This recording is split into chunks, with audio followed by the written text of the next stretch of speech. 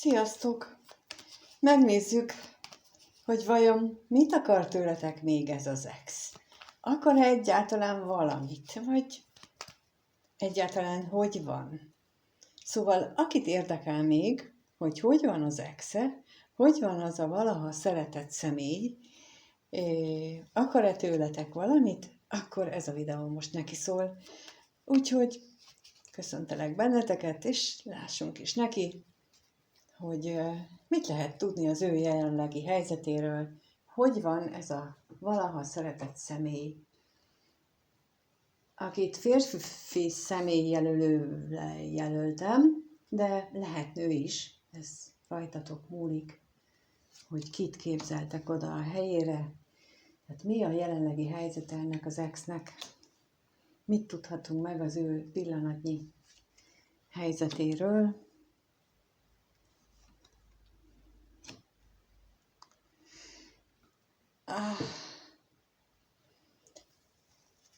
A levél, a szerencsétlenség, a váratlan öröm, a halál és a házasság jött ki. Ebből arra is gondolhatnék, így elsőre, de majd még megkérdezzük a lapokat, hogy jelenleg egy olyan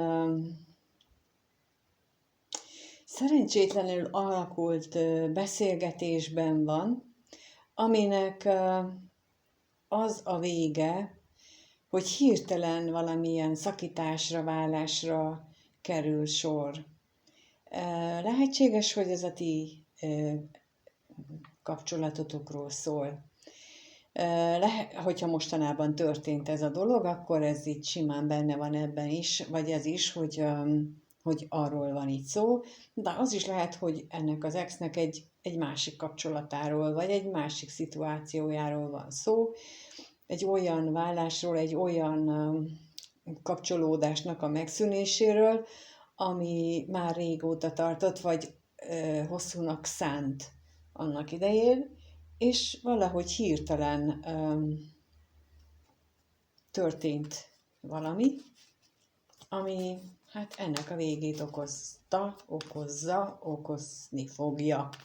Itt ugye az időt azt így nem lehet konkrétan megmondani, hogy ez most tegnap, holnap vagy ma történik. De a lényeg az, hogy valamikor az ő életében ez az esemény, hát nagy valószínűséggel megtörténik, ha még nem történt meg. Lássuk erről a levélről, mi az, amit bővebben megtudhatunk, milyen beszélgetés ez, ami így el tud fajulni, milyen plusz információt kaphatunk most erről.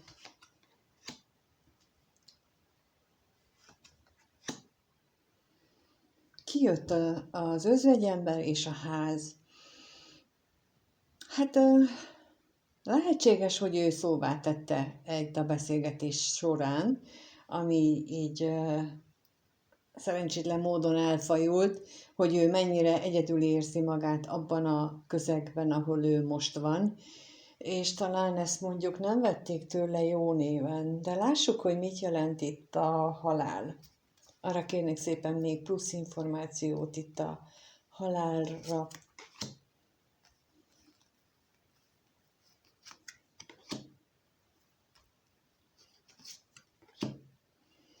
És a házasságra is kérek.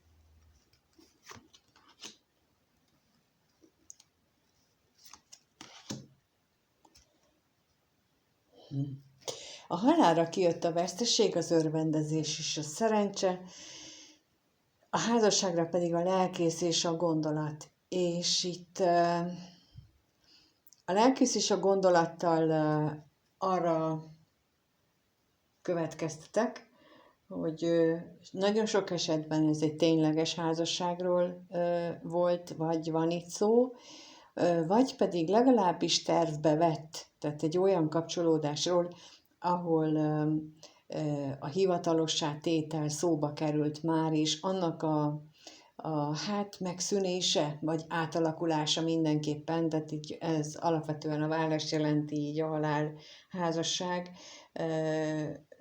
de egyes esetekben csak a kapcsolatnak másképp megszűnését vagy átalakulását jelenti, mert így itt ugye kijött a veszteség, az örvendezés, és ez szerencsésnek mondja, hogy itt a felszínes kapcsolódás az úgy veszteséget szenved, tehát elképzelhető olyan eset, nagyon kevés esetben, amikor azt mondom, hogy magasabb szinten köteleződnek el, hogy már nem csak felszínesen kapcsolódnak, hanem mélyebben is, hiszen a szerencsével jött ki, de a többi esetben itt valami nagyon más irányba, váratlanul negatív irányba indultak el, vagy indulnak el a dolgok. Jó, hát akkor megnézzük, hogy mire gondol ez az ex. Mind gondolkodik ő? Ha már így látjuk, hogy az élethelyzete hát elég mozgalmasnak tűnik, de mind gondolkodik ő most? Tehát ez a valaha szeretett személynek mi jár a fejében? Mi jár a fejében?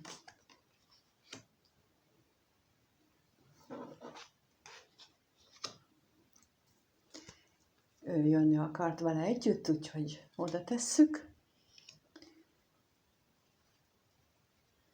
Mi jár a fejében?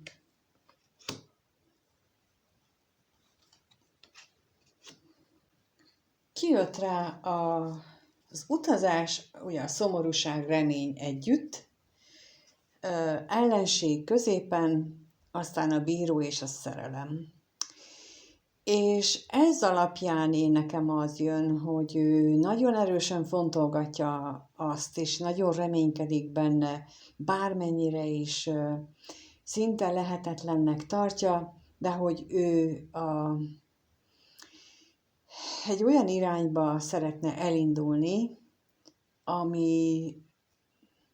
amit eddig, vagy még mindig a körülmények akadályoznak, de ott a bíró és a szerelem, tehát én inkább azt gondolnám, hogy egy érzés felvállalásának az irányába, függetlenül attól, hogy ez milyen nehézségekkel, milyen akadályokkal van kikövezve ez az út, ő mégis ebbe az irányba szeretne indulni, de lássuk, hogy mit jelent itt az utazás.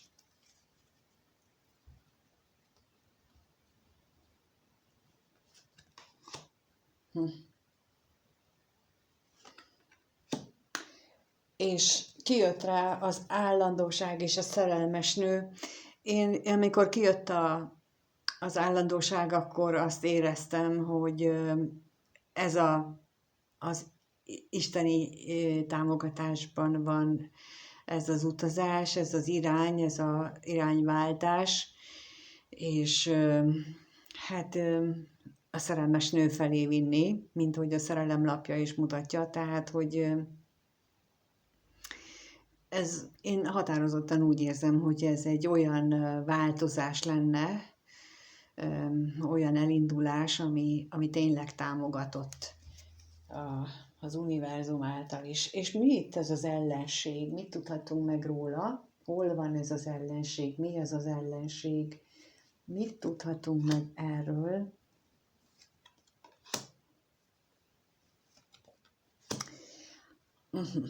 És itt megint kijött az, hogy a halál, az ajándék és a házasság.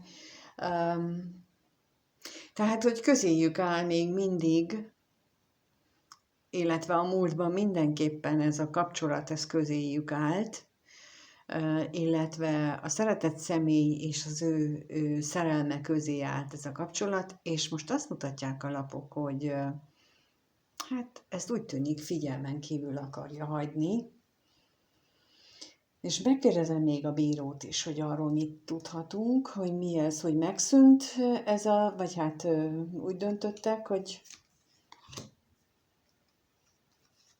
ez a szerelem, vagy miért van itt ez a bíró. Kijött a bosszúság, a féltékenység és a katonatiszt, és ugye azt mondtam, hogy ilyen nagyon szomorúan, de nagyon reménykedve gondol arra, hogy egy új irányt fordul, ami, mint látjuk, az univerzum által is támogatva van, függetlenül attól, hogy milyen akadályoztató tényezők vannak közben, mert ez az érzés, ami felé ő elindulna, ez úgy tűnik, hogy egy megszakadt, vagy legalábbis távolságot mutató érzelem, tehát aki felé irányul, tehát azzal távolság van, és félelem is, meg bosszankodás is, tehát hogy egyáltalán, hogy ez az érzés, ez még ott van, és hogy vajon mit akar, vajon igaz-e ez, vajon jól gondolja-e, szóval ez egy rengeteg bizonytalansággal megtűzdelt érzés benne, de mégis úgy tűnik, hogy ő most azon gondolkodik, hogy elindul ebbe az irányba, hogy mondjuk megtudja, hogy ezek a gondolatok, ezek mennyire valódiak, és mennyire nem. És látjuk, támogatva van, mert ez az állandóság és a szerelmes nő lapja, ez azt jelenti, hogy abba az irányba indulást, az égi energiák most támogatják. Jó, megnézzük, hogy egyébként milyen érzések kavarognak benne, mert látjuk, hogy a gondolatai, hát azok eléggé oda vannak. Látjuk, hogy az élete is eléggé furcsán alakul, a gondolatai is össze-vissza kavarognak, de az érzéseiről mit tudhatunk meg most? Mit érez ő most? Ez az ex. Milyen érzések vannak benne? Mit érez ő most?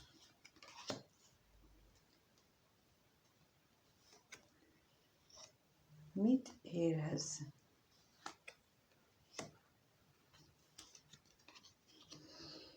A remény, a lelkész, a tolvaj, a kevés pénz és a féltékenység jött ki.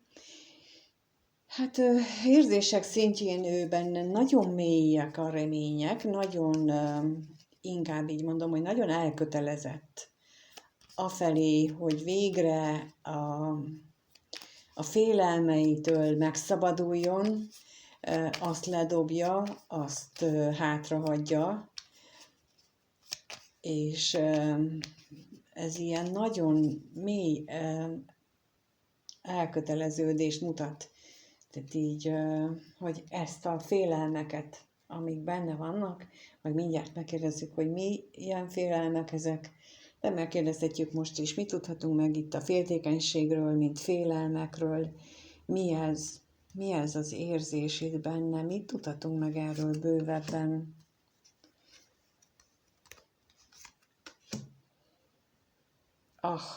Kijött a hamisság és a szerelmes nő, hát attól fél, hogy már nem szereti őt a nő, aki az ő párja. És akkor a kevés pénzre is kérnék szépen, hogy az mit jelent itt.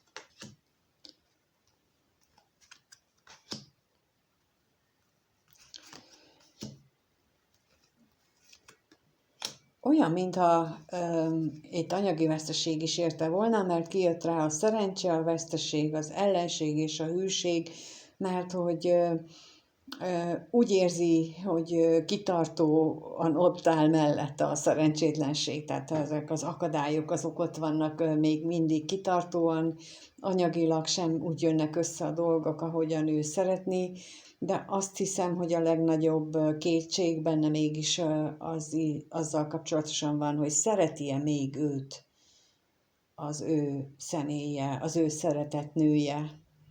Szereti-e még vajon? És a reményre is kérnék szépen, hogy miben reménykedik, mi az, ami őt táplálja. Hát, érdekes.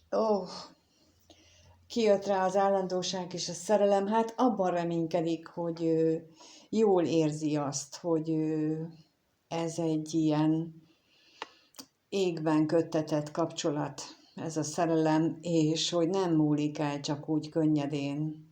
Szóval vannak benne félelmek, de nagyon mély hit és remény van benne, hogy ez az érzés, ez még mindig megvan. Hát lássuk, hogy ezek a nagyon mély érzések, amik itt benne megmutatkoznak ebben az X-ben, meg a gondolatok is, azok vajon feléd irányulnak-e? Úgyhogy most az a kérdésem, hogy ez az X veled kapcsolatosan mit gondol? Milyen gondolatai vannak veled kapcsolatosan? Mit gondol veled kapcsolatban? Ez az X mit gondol veled kapcsolatban? Mire gondol veled kapcsolatban?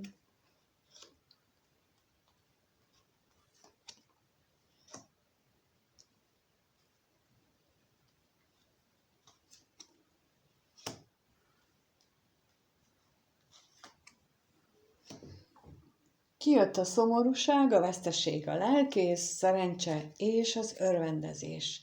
Hát azt gondolja, hogy te egészen jól tudod kezelni a dolgokat, lassan már túljutsz valószínűleg azon a szomorúságon, amit a kettőtök szakítása okozott, és hogy úgy megtalálod az élet apró örömeit a mindennapokban, és azt is gondolja még, hogy azért tulajdonképpen neked szerencsésen alakulnak a dolgok, vagy te egy szerencsés ember vagy. De megkérdezzük, hogy mi ez a szomorúság itt, milyen plusz információt kaphatunk ezzel kapcsolatban. Kijött rá az ellenség és a váratlan öröm. Igen, tehát, hogy azt gondolja, hogy történhetett valami, ami hirtelen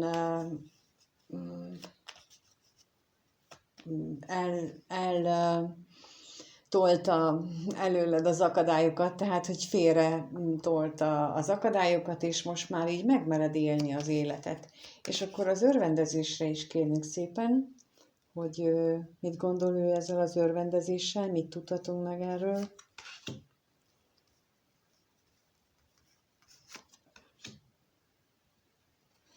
És a szerencsére is kérnék szépen.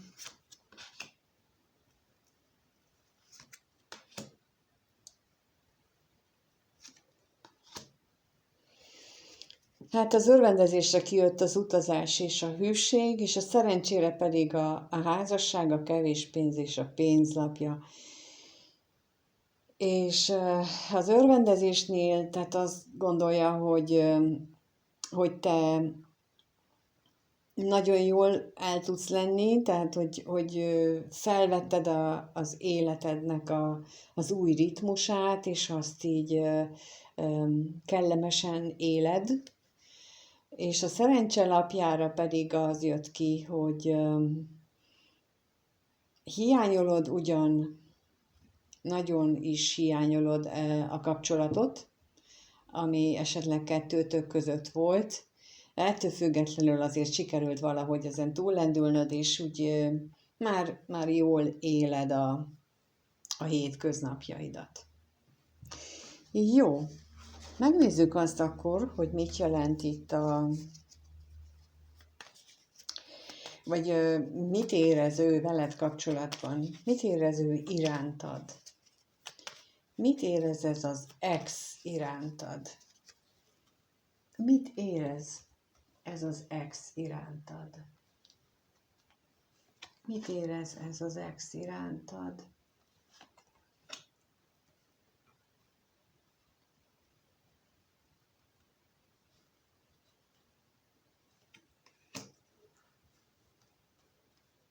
Mit érez ez az X irántad?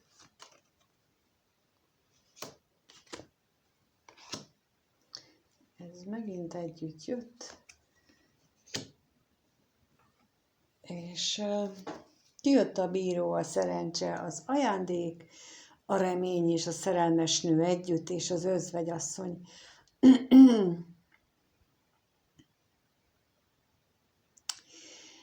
azt érzi, hogy tulajdonképpen te egy nagyon szerencsés csillagzat alatt születtél, az ő számára mindenképpen egy ajándék vagy, és csak reménykedni tud abban, hogy még megmaradtál az ő szíve hölgyének. És itt az özvegyasszony a végére az lehetséges egyes esetekben azt jelentheti, hogy ti idősebbek vagytok tőle, és ezt jelölheti azt is, hogy nagyon egyedül érzitek magatokat, nagyon magányosnak érez benneteket, de jelentheti egyes esetekben, amikor nem erről van szó, azt is, hogy van valaki, aki titeket nem jó irányba befolyásol a környezetetekben, és az határozottan a ti. Én azt érzem, hogy most a ti környezetetekben van ez a negatív, befolyásoló tényező. Megkérdezzük, hogy akkor mit tudhatunk meg itt erről az özvegyasszonyról.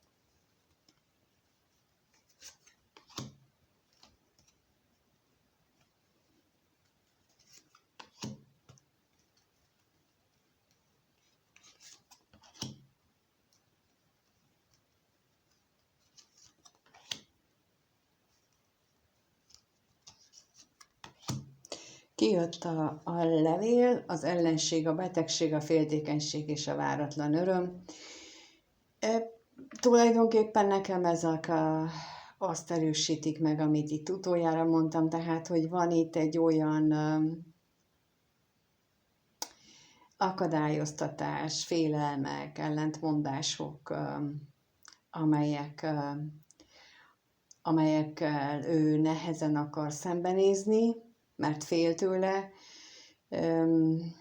mert a kettőtök útjába áll, tehát amit mondtam, hogy az titeket rossz irányba befolyásolnak, ezek a dolgok, tehát ilyenek vannak itt. Nagyjából ez az özvegyasszony itt ezt jelenteni.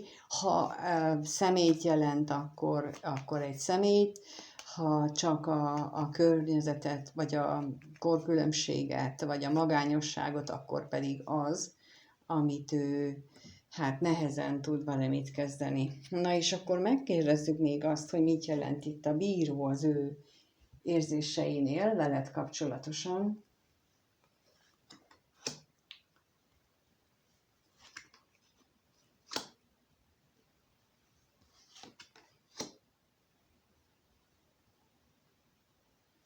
Kijött a szerencsétlenség, az utazás és az örvendezés.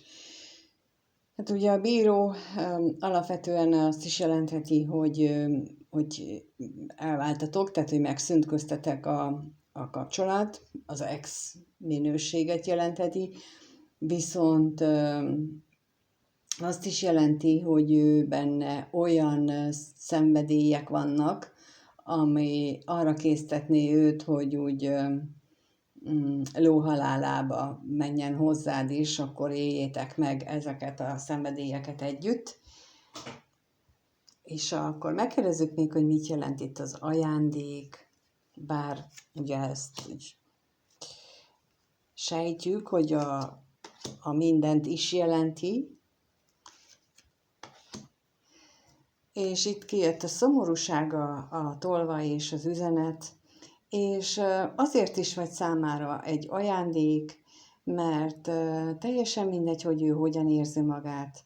Ha veled beszélhet, akkor felderül az ég, felragyognak a csillagok, kisüt a nap, és az ő élete szépé válik, ajándékká és ünnepé, mert te a beszédeddel el tudod vinni az ő szomorúságát, semmivé foszlik minden, ami korábban őt bántotta, és őt rosszul érintette. Úgyhogy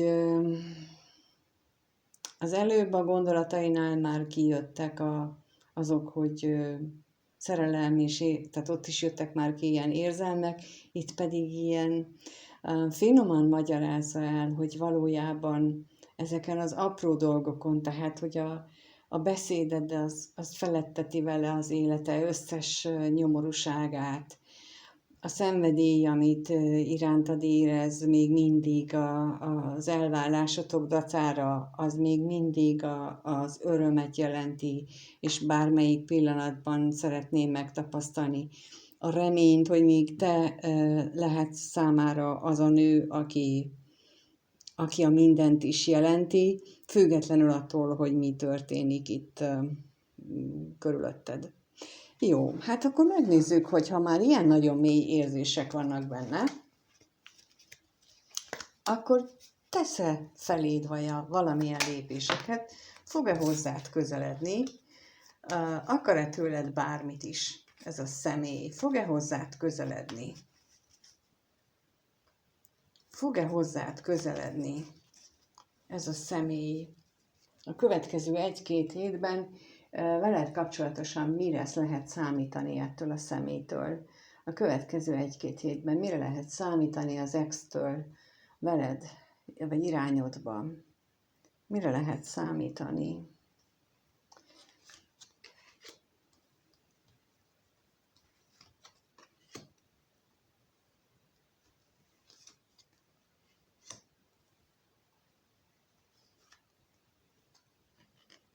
És megint duplán jön ki. Érdekes. Ott, amikor húzom, akkor nem is érzem, de itt, igen. Kijött a pénz, az örvendezés, a hamisság, a levél, az üzenettel, és a halál. A levél az üzenettel én ezt egy nyomatékosításnak érzem, főleg úgy, hogy nem is együtt volt, tehát úgy keveredtek össze, és ragadtak össze, tehát, hogy egy nagyon erős nyomatéknak érzem, hogy nagyon erősen vágyna a kommunikációra. Nagyon-nagyon szeretne együtt lenni veled. Viszont itt most, hogy kiraktam ezt a hamisságot középre, itt azt érzékeltem ezzel kapcsolatosan, hogy nem a hazugságot elsősorban, hanem a függőséget. Valami olyan függőséget érzékeltem, ami őt visszafogja. És azért jött itt ki ez a 2 kommunikációra utaló lap, hogy ez neki nagyon nagy erő kellene, hogy ezt a függőségét, ezt ő legyőzze, és akkor ezt a kommunikációt megvalósítsa, mert úgy gondolja, hogy így a halállapjával a végén, hogy ez egészen megváltoztatna mindenféle dolgot. De megkérdezzük, hogy mit jelent itt ez a halál az ő szándékai, tettei vonatkozásában. Mit jelent itt ez a halál?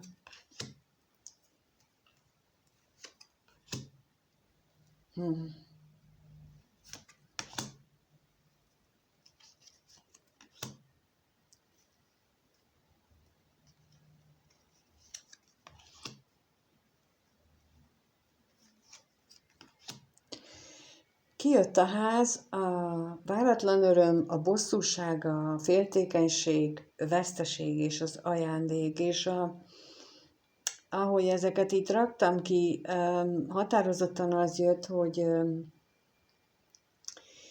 az ő otthonában, ahol ő jelenleg van, ott megint csak az a hirtelen veszekedés, és az ebből fakadó veszteségek, félelmek, féltékenységek azok, amelyek újra megjelennek itt. Tehát ezzel kezdtük az elején, és most úgy látszik a végére is ez jön, hogy ez így még nem egy lezárult dolog. Feltételezem, hogy ez a jövőben is folytatódni fog, de elképzelhető, hogy ennek úgy kell történnie, ahhoz, hogy végül megszülessen benne az a döntés, aminek meg kell születnie. És a hamisságra kérnék szépen itt még pluszba, hogy milyen információt kapunk a hamissággal kapcsolatosan.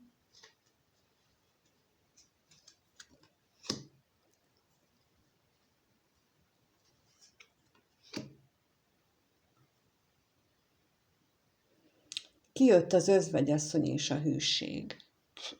És ez a függőség.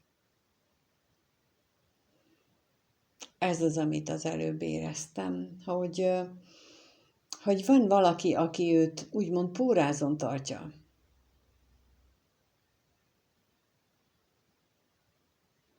És ezt most nem keverném össze az, amit az előbb ott nálad érzékelt, tehát az érzéseknél ott veled kapcsolatosan mondtam. Ezt itt most egy teljesen más energiának érzékelem. Tehát, hogy van egy olyan energia a környezetében, ami őt pórázon tartja. És ez az energia itt most én nem is feltétlenül azt mondom, hogy nőről van szó. Lehet nő, lehet rossz szokás, lehet szokás, család, bármi.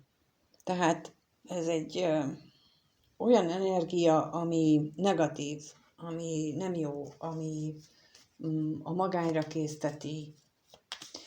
És mit jelent itt az örvendezés? Bár tudjuk, hogy mit jelent az örvendezés alapesetben, de itt az ő szándékai, tettei között mit jelent az örvendezés? Hát kijött a látogatás és a szerencse, hát amit mondtam, azt jelenti, hogy nagyon-nagyon-nagyon szeretné, hogy találkozzatok. De ott van középen a póráz, ami őt nem engedi, ami, mint mondtam, hogy a beszélgetést nagyon szeretné, hiszen duplán kijött a kommunikáció lapja.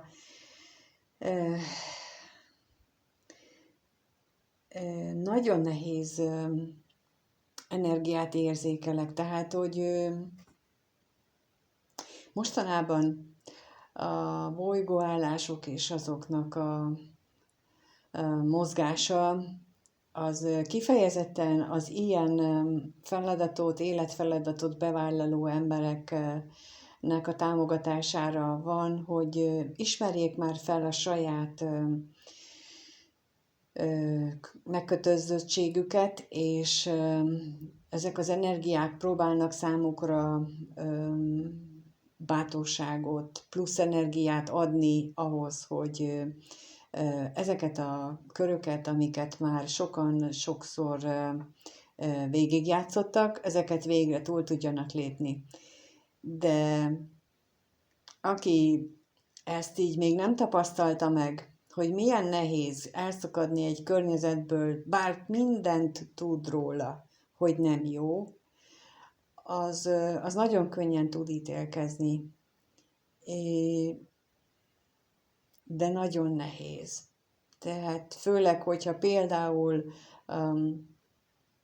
a múltkor volt egy olyan, hogy például valamelyik kirakásban, hogy zsarolják is, vagy valamilyen módon megláncolják, megkötözik. Itt megint ezt érzem, tehát ezt a függőséget, hogy őt valamivel oda kötik, és annak azzal szembe menni, hát az emberfeletti energiabátorság kell hozzá, és ha ezt mondjuk valami oknál fogva még nem sajátította el, akkor bizony ez nagyon nehéz az ő helyzetében, úgyhogy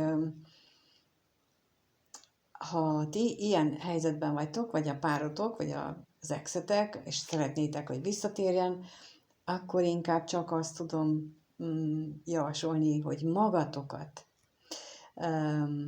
erősítsétek ilyen téren, mert ha megvan köztetek ez a kapcsolódás, akkor ő vágyni fog, jobban fog vágyni a ti bátorságotokra, a ti erőtökre, mint ahogy visszahúzza ez a dolog. Ezért van a ti kezetetekben az egész kapcsolat, ha hisztek benne, ha nem, ettől függetlenül biztosan megtapasztaltátok már, hogy amikor ti megindultatok másik irányba, akkor egyszer csak ott termett az a személy, ezért, mert érzékeli, és ha ti összeszeditek a bátorságotokat, az erőtöket, a hiteteket, a tüzeteket, a szenvedélyt, a lendületet tudatosan, és akkor itt határozottan azt mondom, hogy tudatosan, nem észből, hanem a tudattalan tudatjával, akkor őt tudjátok segíteni. De Köszönöm szépen, hogy itt voltatok.